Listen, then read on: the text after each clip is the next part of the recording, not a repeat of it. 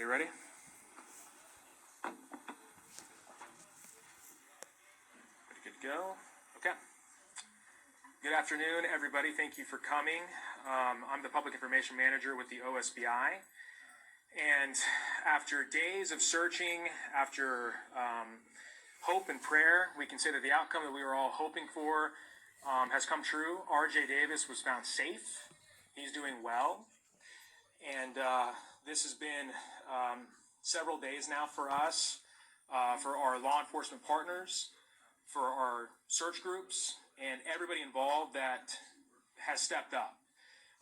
The minute that we put out that we had a 12-year-old boy who was missing in this area, in Chickasha, in Grady County, Caddo County, of all the areas that we were looking, you're talking about hundreds of people who came forward and did everything they could, working day in, day out, to make sure that everywhere that was possible to be searched was. And we're talking about groups of people that just cared. They didn't know who this boy was, exactly the full story, but they still stepped up and did everything that they could to make sure that this young man was found safe. What we can say is that today around noon, one of the local groups, United Cajun Navy, these gentlemen who are here behind me, located this 12-year-old child. He was found in Caddo County, near Summit. And when they located him, they, of course, brought him in, made sure that he was okay. And then at that point, he was checked out by first responders, by law enforcement, where he is doing well at this time. I can't even begin to explain to you again our appreciation for all these groups who contacted us. Not just these men behind me, but I mean, they can attest to. I mean, there were people who were working around the clock, searching different areas, calling us, hey, we checked here, what about this area as well? And so these local groups here, they are the heroes during this. And the fact that we found this young boy safe is the ultimate goal, and we appreciate that. The child's biological mother and stepfather that we had talked about remain in the Caddo County Jail at this time on multiple child abuse complaints. That has not changed. The district attorney's office will continue to process those charges. And so when those charges become official, when that happens, I will let everyone know. But we can assure you, RJ was found safe, and at this point, he will not go back to that property. He will not go back to those parents. The OSBI, the Chickasha Police Department, we're going to work closely with DHS to make sure that RJ is put into a safe home, which he deserves at this time moving forward, of course. So that's going to be the plan as we move forward. But at this time, again, we appreciate everybody, local law enforcement, Chickasha Police, Grady County Sheriff's Office, Caddo County Sheriff's Office, OHP, District 6 Task Force, the Federal Bureau of Investigation. Everybody did a tremendous job contacting the OSBI, making sure that we had the resources necessary as this search progressed forward. So we appreciate everybody that was a part of this, and I'm going to let Chief say a few words real quick. I'll make mine really short. About a week ago, roughly, when we held the first press conference, I asked for the media's help, and we got it. How I know that to be true is where I met and spoke with RJ. When I was hugging him, he said, "Hey, I saw you on the news. So, what you did worked. Thank you. RJ is safe, he is sound, and we stand by our promise. He will not go back to that property. Thank you. All right, any follow-up questions? Can you tell us where exactly he was found? I know you kind of mentioned it, but I guess where he's been this whole entire time. Do we know? So that's still going to be part of this investigation for us. No, we're not sure exactly how he got from downtown Chickasha to Caddo County exactly, but we know that he made his way there. We have to remember too, it's been over a week since this search began, and so he found a way to make it back to where his property was, or close to it, and so it's in Caddo County near Cement, near where that property was. Was this near where all of us were yesterday for that big search party by the lake, or was it in the city of that? It's close to there. I would have to relook at where exactly it was. I know when we got calls, we had several groups looking in several different areas in Caddo and Grady counties, and so this would have been closer where he was found to where his parents' property was there in Caddo County. How is RJ doing now that he was found? Does he have any injuries? Is he recovering well? He's doing well. We're still processing him. Medical staff is still looking at him, but from what we've been able to tell so far, he is doing great. What's next for him? Do you know, once he's released from the hospital, who's going to custody him? Who is he going to go home to? So he is in state custody at this time, and OSBI is going to work with DHS moving forward. So there are still, we still have to go through that entire process, so that is unknown, but we're going to do everything in our power to make sure that he is at a safe home. You guys talk about what it took to find this and what it means to you guys to know that you found this boy and everybody's been searching for him. Go ahead.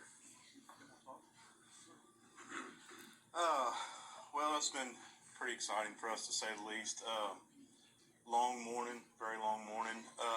We had a little plan where we kind of thought he was. We pulled a big search group out, kind of distracted them, and kind of let that area get quiet. And then these two guys went in there, and they were the ones that actually located him and brought him to safety. And then we got the cops involved. To say we're excited is an understatement. I mean, we've been on plenty of these. It's been the other way. So when you get to bring one home, it's it's pretty rewarding. It's quite the high. Was he outdoors in a shelter? Can you talk about? He was indoors. I don't know with the investigation. I don't know what I can say. That's up to these gentlemen. But he was indoors. Was this like an on-foot search? Did you use drones to talk to us about It was on foot. It was on foot. Was he alone? Yes. We were told by volunteers searching that, he had experience with camping in the outdoors. Do you think that helped him stay alive through these past 2 days? Absolutely. So, I mean, from what the little bit I was told from the first aide that the nurse that was there that kind of worked on him a little bit said he was for all things considered, in really good health. So, I mean, he knew where the water was, he knew where his food was, and so he came through it pretty well. Did he have any supplies or gear on him? Not on him, but he had it readily available. Think he had any assistance while he was out? That I couldn't tell you. Everybody get their questions. Can you just walk me through the moments when you made contact with him? What that was like? What was his reaction? You have tears. Was he? That's you guys. He gave us a hug and told him he was safe. Nobody was gonna harm him anymore. Yeah. He gave us a big hug and he was ready to go eat some pizza. So his spirits were up. He was visibly shaken, terrified, but overall he was a tough kid. Was he terrified because maybe he didn't know who you all were, and once he realized it was safe? I think there was that. He did end up revealing himself to us while we were still kind of clearing an area to make it safer to look in depth, and he came out with his hands up. So after we both laid eyes on him, it was like, RJ? What were his first words to you when you guys made contact with him? I'm sorry. He was real apologetic. Did you think he was in trouble? I think he was more upset that we were out there looking for him.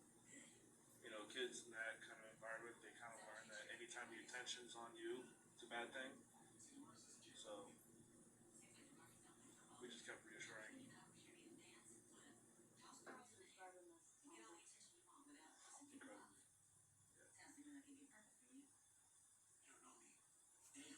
Incredible. Yep. My question for you. Yeah.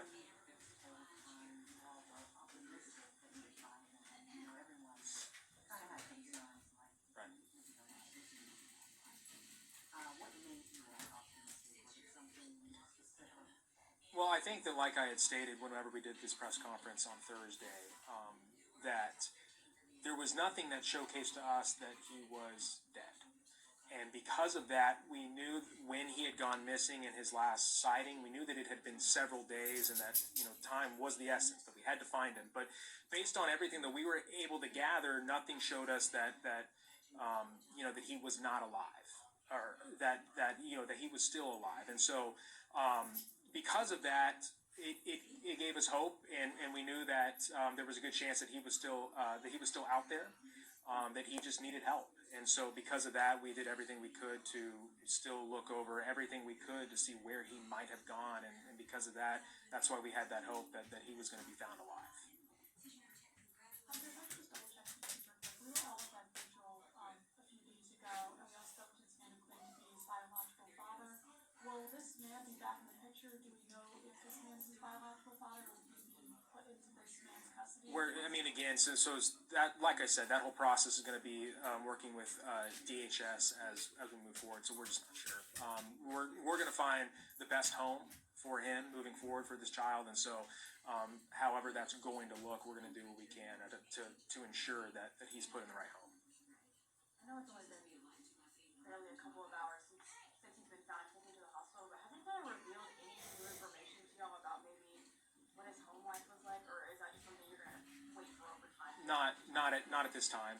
Like I told you guys, when we made the arrest of his biological mom and his stepdad last week, those were findings, obviously, that we were able to gather of why those arrests had occurred at that time. So nothing new since then, besides working with the DA to see what charges will be filed. But like I told you guys before, the evidence that we found was clear that there was harm done to this child and that the parents were responsible for that harm. And so them being booked is what's going to be best for this child. And we're extremely grateful, of course, that he was found in good spirits and that he's going to be okay. And to see how this child thrives now moving forward because of this is going to be tremendous for everybody involved. Did you see an increase in tips when you announced that there was going to be a reward? He was brought in safe and okay.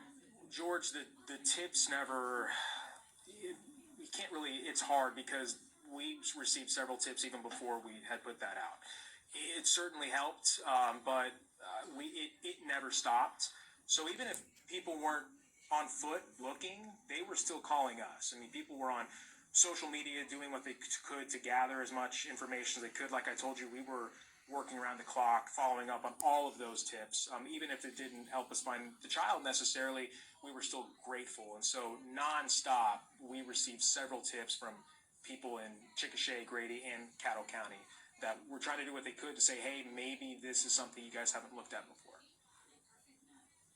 Now, Hunter, big question I have is, you know, it was this organization that came in and found RJ, and we had that miracle earlier today. And I understand when we were all talking with you folks, you said, you know, there's organizations doing their investigation, their search.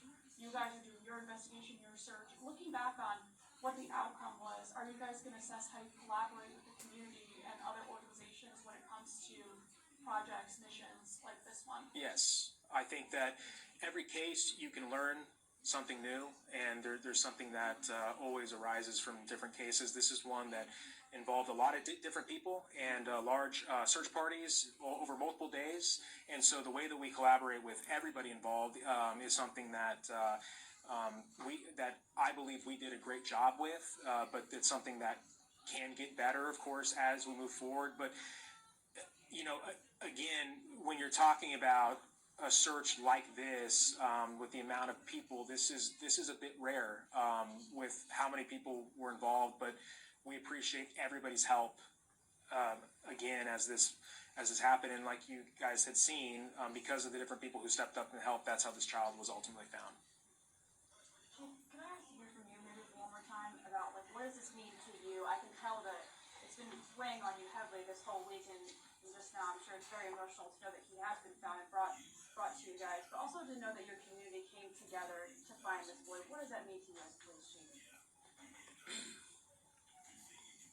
I mean, we have a very, very supportive community, regardless of what it is. I think the important thing is our community, regardless of socioeconomics, regardless of race, creed, regardless, they came together because a 12-year-old needed help. To me, that's what's important. Whether it was news media, social media, the fake posts, and all that junk that I shared with Hunter over the last week, being able to speak with a couple of the aunts, other family members, trying to say, okay, what can I do personally? So, the fact that I'd never seen and or heard of these three men until about two and a half hours ago, that's incredible to me. Somebody, somewhere, contacted them somehow, and they came to aid our community. That's what's important. So, it means a lot. It means a lot. It means a lot from our patrolmen, our detectives, our administration, our civilian personnel, because everybody hurts. Some just show it more than others.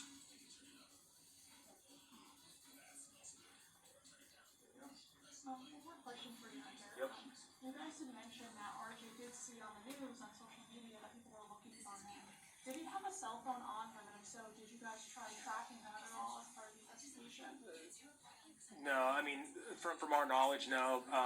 Obviously, what was with him or around him, we can't really release a lot of that at this time.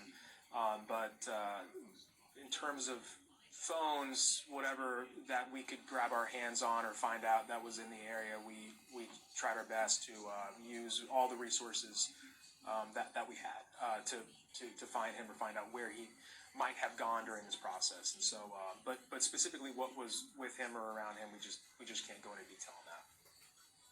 Did they have to say what he might have been eating for a week?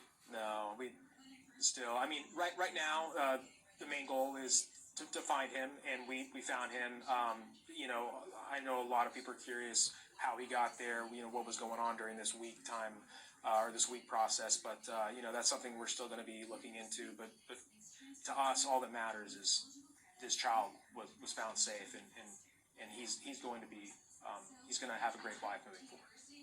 So we don't know if he was necessarily in contact with anybody else. No, we're not sure yet. Just want to confirm which police chief. Go ahead. The proper spelling of my first name is Goebel, Goebel, last name Music. Yes, ma'am. Anything else? Do we know when he was released from the hospital? Did you guys notice, when you found him, did you have any marks or any signs of abuse? I mean, again, we're not going to be able to release that at this time. We can say that he is healthy. He is in good spirits. Like we said, he is still going to get processed and make sure that he is that everything else is good. But I mean, going into specifics, we just can't go into that yet. Did anybody else help that we should know about? Was the FBI involved in this? Yes. Yep. FBI, OHP, Grady County Sheriff's Office, Caddo County Sheriff's Office, District 6 Task Force, and all the groups, of course, that helped out. So Was Seaman PD involved? I believe they might have helped some. Yes. I can't release that. Yeah. Is everybody okay? Everybody good? Okay. Thank you guys. Appreciate it.